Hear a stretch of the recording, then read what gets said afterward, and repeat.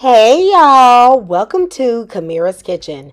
Today I am showing y'all an absolutely delicious recipe for shrimp fried rice. Now this is different than your traditional Chinese shrimp fried rice, but when I tell y'all everyone is absolutely going to devour this recipe, guys, you just have to stick around and see what I'm going to put up in this rice. For my rice, I am going to be using jasmine rice. You could use parboiled rice if you want. I don't suggest basmati rice because the grains are so long. I feel like they're a tad bit fragile for this recipe. So I am going to be using 4 cups of rice because I am feeding a crowd, honey. But if you have less mouths to feed, of course, you can pare this down to 3 or even 2 cups of rice. I'm not going to argue with none of y'all about whether or not you should wash your rice. I believe you always need to wash your rice because starch comes off. Sometimes I feel like there could even be like dirt particles and whatnot in the rice. I'm going to wash this rice about 3 to 4 times or until the water is clear or at least clean like it is now. Of course, fried rice is ideally made with day-old rice or at least cold rice. So I am making my rice the day before. I am choosing to make it in the Instant Pot because I feel like that is just the best, easiest device to make rice in. But you can also do this on the stove top or a rice cooker. The only thing you're going to need to do is adjust the water measurements to that cooking device. Since I am not using day-old plain white rice, I'm going to show you guys how I'm going to prepare this. So in my Instant Pot on saute mode, I have sauteed some onions for about 3 minutes. And into that, I'm adding 2 tablespoons of green seasoning. That is a mixture of herbs and spices. I'm going to link that in the description box to that recipe. I'm also going to add 3 cloves of chopped garlic and a tablespoon and a half of curry powder. This is a Jamaican curry powder, so it's a bit turmeric forward, so it's going to give a beautiful color and a quite subtle undertone of a curry flavor. It's not overpowering, and the flavors are really going to match well with everything else we're going to do in this dish. So I'm going to add my washed rice to my Instant Pot, and I am going to mix it together just to sort of toast off or fry off any excess water that may be on the rice. In the Instant Pot, you use a 1-to-1 ratio of water to rice. So I like to make sure I don't have any excess water over that so that my rice does not become mushy or sticky. I'm going to add my 4 cups of water since I'm using 4 cups of rice. I could use a chicken broth, but I don't have that. So instead, I'm going to be adding about a tablespoon and a half of this chicken bouillon just to give that chicken broth flavor. I'm also going to add a teaspoon of sazon tropical. I think these two pair really well together to give a great flavor to your rice. And then I'm going to put in a bay leaf. I'm going to close the lid, and then I'm simply going to cook this on the rice setting. If you are doing this on the stove top, you will need to add more water and cook this on low for 20 minutes. Once my rice is done, I'm going to fluff it up a bit just to make sure it's not sticky. But guys, this is cooked absolutely perfectly. If you love the Instant Pot, let me know in the description box. I just really love a pressure cooker, y'all. Now, I am going to put this in the fridge to cool overnight, but if you wanted to make this the same day, you could spread this out on a baking sheet and put this in the fridge or the freezer, and it would be good to go in about 30 minutes. All right, y'all, so it is the next day and I'm going to prep my vegetables. As you can see, I have a lot of spring onion. I have a very big carrot, and y'all, of course, we got them shrimps. Baby, the shrimpers was going to make it. Now, if you got a seafood allergy, first of all, God bless you. I pray for you, okay? Because you can't enjoy this deliciousness that is shrimp. But you could also use some cut up chicken thighs. That would work well. I have 2 different size shrimp here. One is a large, another one is an extra large shrimp. I'm going to wash the shrimp and take the tails off the ones that have the tails on them because there were 2 different brands. Prep 2 different ways, and then I'm going to just add them to the same pot, y'all. They're different sizes, but they're going to cook in about the same amount of time. I dried them off and then I added some olive oil and 1 shrimp bouillon cube. If you don't have shrimp bouillon cube, you can just add a little bit of salt, okay? Or maybe you just don't like bouillon, because some of y'all be talking about the MSG, okay? So you do whatever you like, all right? But this does have a good flavor. I'm also going to add about a half a teaspoon of pepper and a little bit of this fish seasoning. Now this fish seasoning, y'all, ain't nothing but some paprika, garlic powder, onion powder, a little bit of herbs. So if you don't have this brand, baby, just use that, okay?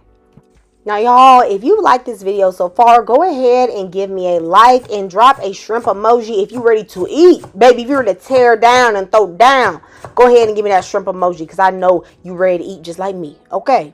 Now, y'all, you know when you stir fry, you have to have everything prepped in advance. So I'm going to go ahead and prep my green onions. I'm going to save the little roots so I can grow them in my garden. And then I'm also going to prep my carrot. I'm going to attempt to julienne the carrots. I don't want them in like big clunky pieces. So I'm first going to cut it into about 2-inch sections. Then you want to cut each one of those sections into about 4 pieces. I'm going to stack up the pieces that are from the middle that don't have a rounded bottom, and then I'm going to cut those into sticks. I'm going to make those sticks thin because remember, stir frying is quick cooking, so everything should be thin and able to be cooked in about 2 minutes or less. For the pieces that are rounded, I'm just going to slice those on their own. Now in this recipe, I am going to be using some ginger. It looks kind of funny, but it's just because this is frozen ginger. Frozen ginger is the easiest to grate, and I'm going to grate about 1 inch of this ginger piece into a ramekin for us to add later. If you don't have fresh ginger, you can use a little bit of dried. Now to me, fried rice is not fried rice unless you added some eggs. I don't know what people be doing with this eggless fried rice. Baby, you didn't fry the rice, in my opinion, if you didn't add this. So I'm going to use 3 eggs. I'm going to beat them with a little salt and pepper. And my little trick to get them nice and fluffy is that I add about a tablespoon of water. I'm going to be frying my rice in a carbon steel wok. I feel like woks, they give this flavor to any stir-fry dish.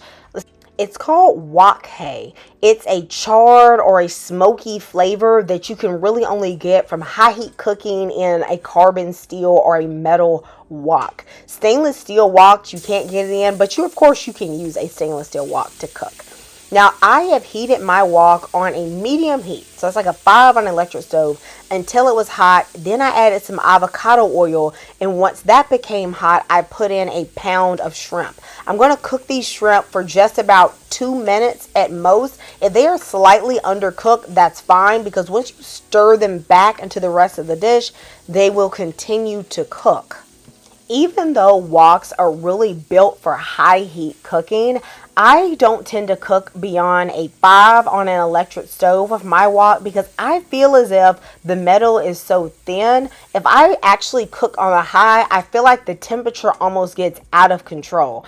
If you have a gas stove, I'm sure you can regulate the temperature a little bit better, but these electric stoves, honey, they will disrespect you and disgrace you as a cook. So I prefer to use a medium heat for this. If you don't have a wok, don't worry, baby. You can still make this recipe.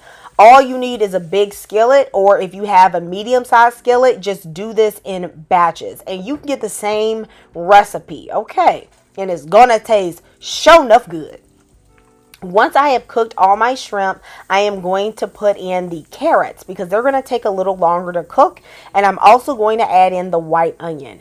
This particular soy sauce or Maggi seasoning I really like. It has a special deep umami flavor, and I'm going to use this. I'm actually at the end of the rope with that one, so I'm also going to use a bit of regular soy sauce too. For additional vegetables, I'm going to put in 1 cup and 1/4 of frozen peas and 1 cup of frozen corn. I'm going to stir fry that with my carrots for just about a minute to allow them to thaw a bit, and then I'm hitting it with a little cayenne pepper. Honey, it's not going to be spicy. Just add you a little bit. All right, it's going to bring out the warmth and the other flavors in the dish.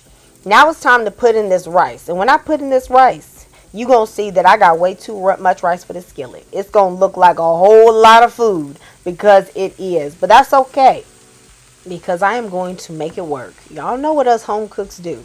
If it don't seem like it's working out, you make it work. Because the last thing I'm about to do is dirty up another pan. And I wash dishes by hand too and don't have a dishwasher. I'm definitely not dirtying up another dish. So I'm going to just mix this around until the rice starts to warm a bit, and then I'm going to add more of the soy sauce. Now you'll see me add soy sauce at different points in this dish.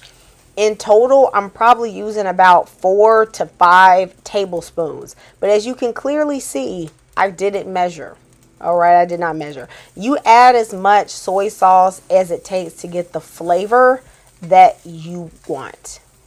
Once my rice has been warmed, I'm going to take out about 1/3 of the rice to make a bit more room at the bottom of the wok. I want to fry up my eggs, and so y'all, I gotta take some of this out to make a little room. So I'm going to put in a little bit of avocado oil and some butter. Don't skip the butter. The butter adds a nice flavor to this rice that is so delicious. Once this melts, I'm going to put my eggs at the bottom. Well, at least I'm going to try to put them at the bottom. There is so much rice in this wok, y'all. I could barely get these eggs to touch the bottom, but they still came out good.